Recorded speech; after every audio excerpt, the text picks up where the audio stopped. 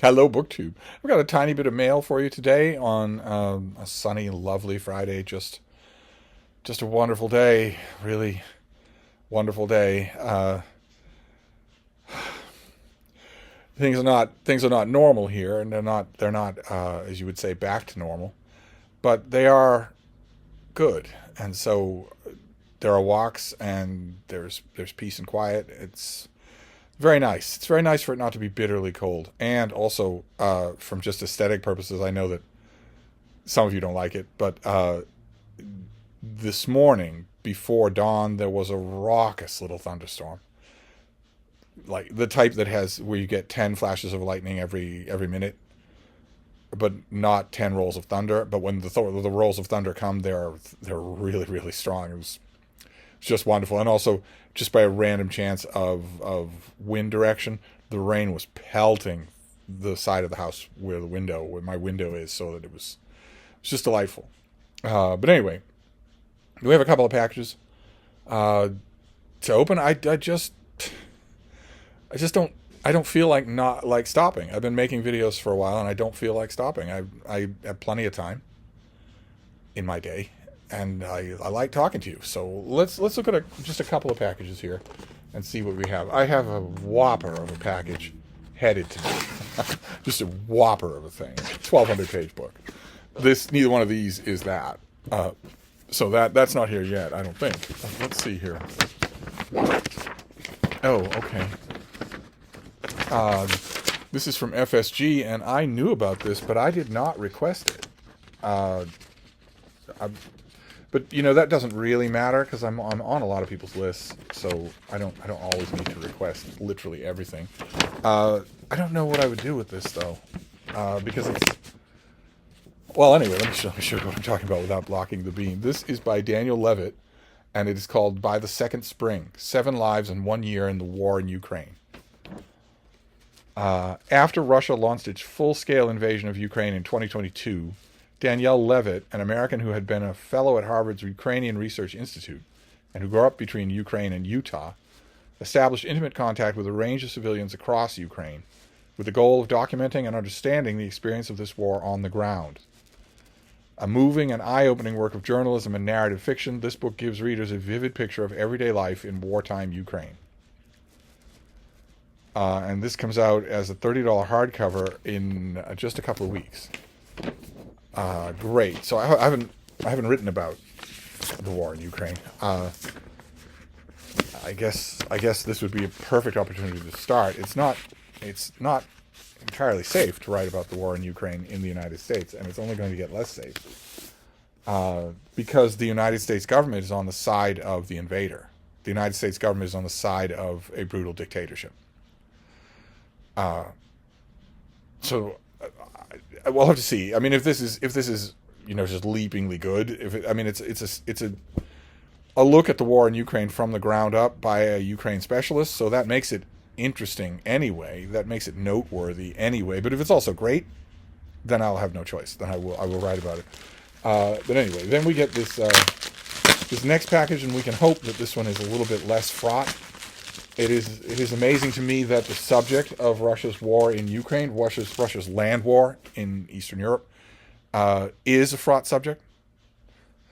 That's amazing to me. Even after all this time, I've had almost a decade to prepare myself for this, to prepare myself for the time when the United States is evil, embraces evil, where you assemble a crowd of Trump cult fascists in a church hall, and you describe to them some of the horrors that the Russian army has done in Ukraine, burning civilians in their homes, intentionally killing or kidnapping children, and that crowd of MAGA cult members cheers.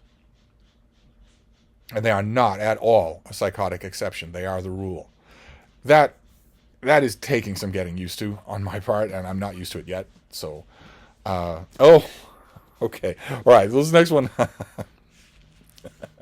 Okay, all right. I'm hoisted by my own petard here. The This next one, no one in their right mind would say that this is a less fraught subject, but I'll take it. Not only because it's not the United States cheering on uh, a warlord. a flagrant warlord. The United States, pick an international subject, pick an international stance of any kind in the current world in which there is an unbelievably clear demarcation between the right and the wrong of the issue, and the United States is now enthusiastically on the wrong side.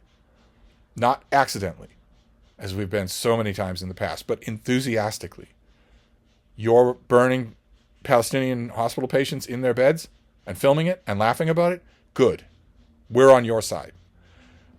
You're kidnapping a whole generation of Ukrainian boys? You kidnap the children, you kill the girls outright, but you keep the boys? Good. We support that. Tragedy happens, a school shooting, a nuclear reactor, a plane going down. The official stance of the United States regime now is whatever causes the most harm and pain, we are in favor of that. We like that. We're on that side.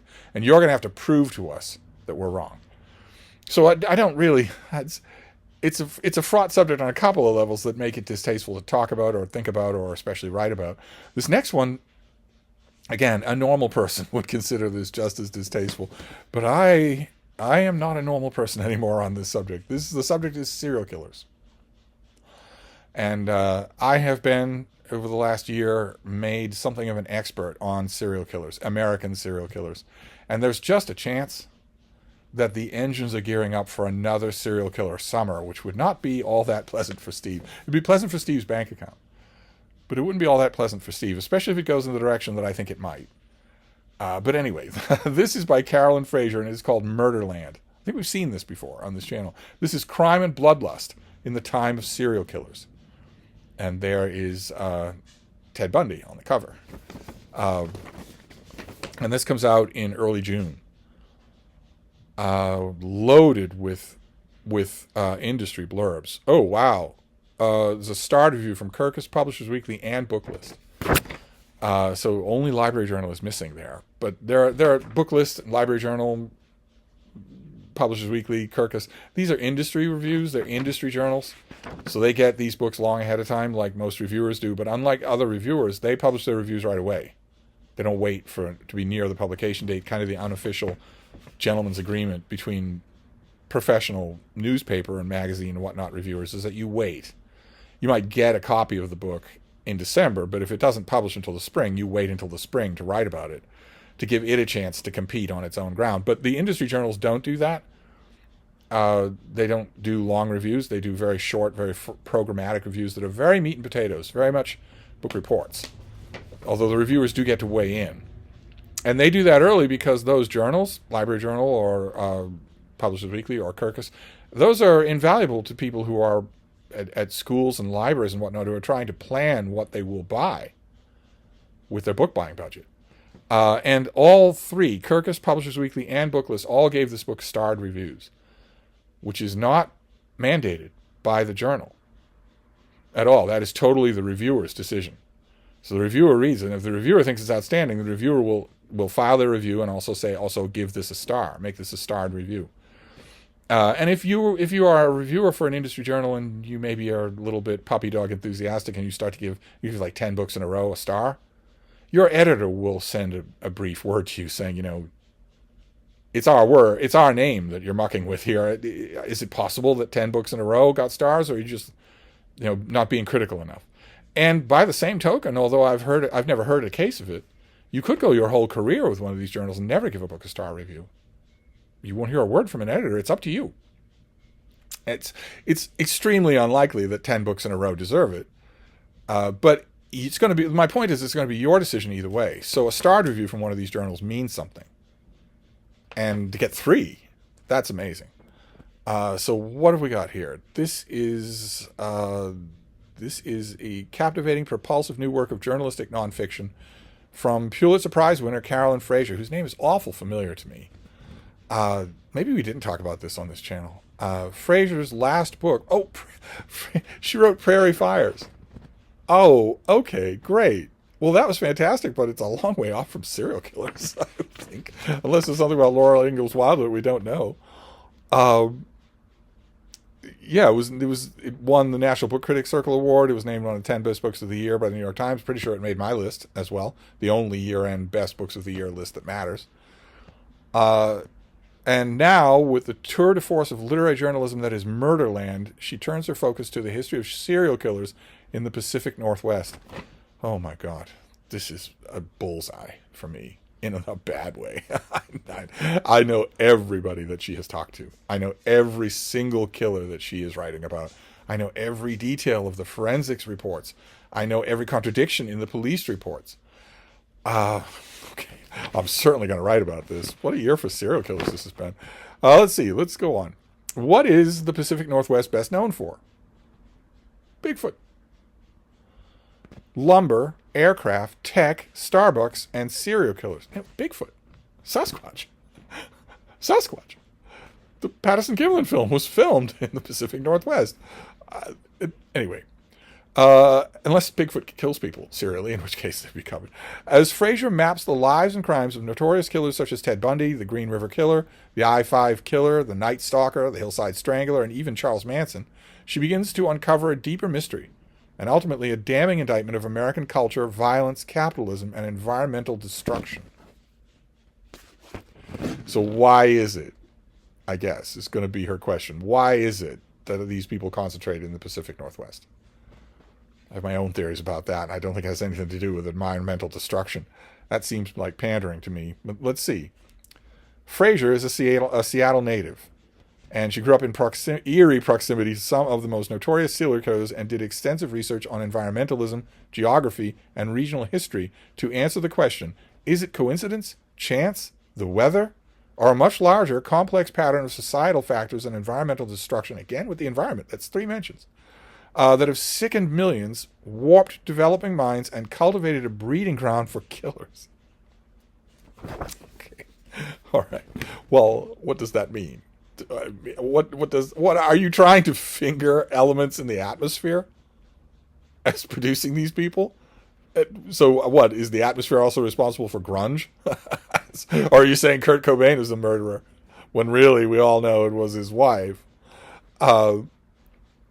Let's see here. At ground zero in Ted Bundy's Tacoma, for example, stood one of the most poisonous lead, copper, and arsenic smelters in the world, but it was hardly unique in the West. As Fraser's investigation inexorably proceeds, evidence mounts that the plumes of these smelters not only sickened and blighted millions of lives, but also warped young minds, including some who grew up to become serial killers. Okay, well, we have said this many times before on this channel. We've gone back and forth on it. You and I have. I am overjoyed when somebody does this. When somebody takes a historical subject matter and says, I have a new theory as to why any of this is the way it is. And I've worked on it and I've researched it and here's what I think. I love it when a writer does that. And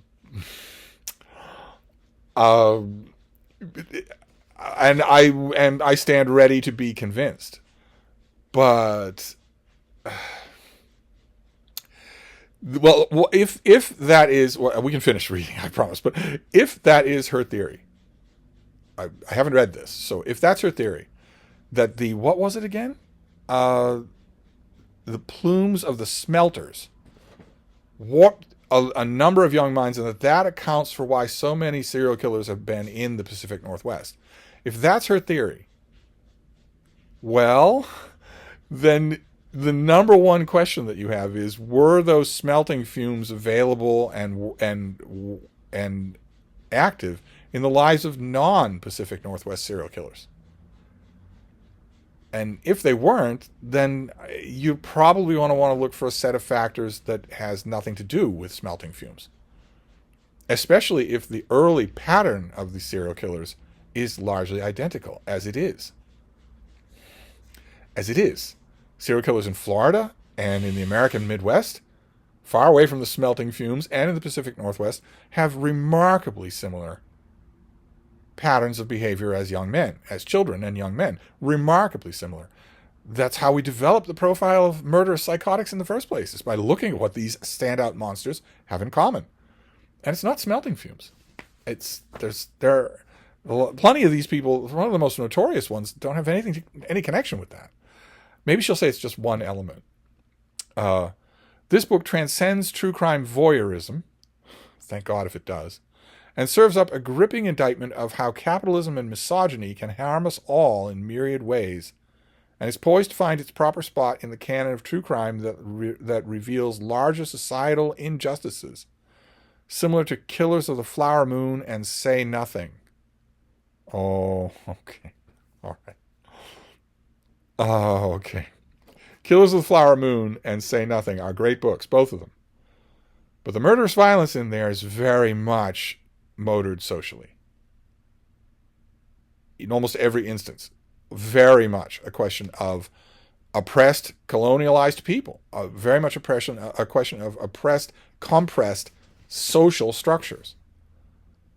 And you can't do that with serial killers. You just can't do that with serial killers. For every one of them, for which you can say that, there are half a dozen where you can't say that. If you're going to look for the etiology here, if you're going to look for the reason why, and it sounds like this book wants to find out the reason why some of these monsters happen. If you're going to do that, there can't be a regional answer. I don't think there can be a regional answer, and it certainly isn't a social answer. It certainly is not. Not just that. No way. Not in the way of Say Nothing, not in the way of Killers of the Flower Moon. It certainly can't be that.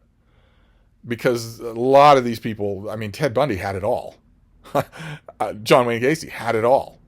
Not in Gacy's case, a non-ideal upbringing, a brutal father, but a father who later fulsomely and genuinely apologized for his brutality and gave his son lots of material advantages once he got over it.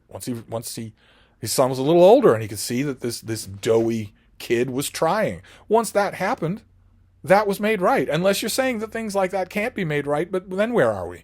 We're in Dante's Inferno. You can go down the list of the most notorious serial killers. Ted Bundy would certainly be on that list. They had it all. They certainly didn't have the weight of society on them the way the characters do in Killers of the Flower Moon or Say Nothing. Anyway, sorry, I'm going on about this. Let's see if we wrap things up. Yeah, we do. All right, so that's it. So this comes out soon, in a month. This is going to be a $32 hardcover. It's almost 500 pages. And this author wrote Prairie Fires, which is great. And if you can get it out of your library, you should. Whether you like the Little House on the Prairie books or not, you're going to love Prairie Fires about Laura Ingalls Wilder. It's just fantastic. Just a fantastic book. And that's the only other thing I've ever read by this author. So her credit in the Bank of Steve is enormously high. It's wonderfully high. But environmental degradation, toxic plumes, I don't think so. Where were the toxic plumes for Jeffrey Dahmer? 4 major serial killers in Florida, no toxic plumes to speak of. What about the serial killers before the smelting happened? What about them? There are 20 or 30 American serial killers that happened basically in the pre-industrial age. What about them? Now, something's wrong with these people. I worry, in addition to the fact that I don't think the theory, at least the way I hear it here in this book, the book could be different. That was just a pub sheet. But I worry that not only is this not consistent across the board of major serial killers, but also it sounds almost like it is exoneratable, like exonerating these creatures. When, I mean, if you live in a town with a high cancer cluster because of, power lines or whatnot, no one's blaming you if you get cancer. You're a victim. And I would really, really hate, I've read my share, but I would really, really hate to read such a high-profile book. This will be the highest-profile book on serial killers in 10 years. I really would hate to read a book like this that's so high-profile that is in any way suggesting that any of these people were victims. I mean, why would toxic elements in the atmosphere be so incredibly picky? Why would they be so selective? The Green River Killer? You would never have known he was a killer. At any other place in his life, you wouldn't have known it. Ted Bundy, you wouldn't have known it. His closest friends to the last minute didn't believe it. Why would it? Well, anyway, sorry. I do get going on serial killing. So we've got Ukraine, the war in Ukraine, and serial killing. So very, very cheery mail haul today. I think I'm close enough with Murderland. I mean that it's just a month away. I think I can read it tonight, so I will do that. But anyway, I'm going to wrap this up. Sorry to go on and on about Sarah Coas, but I'll be back. Thank you, BookTube.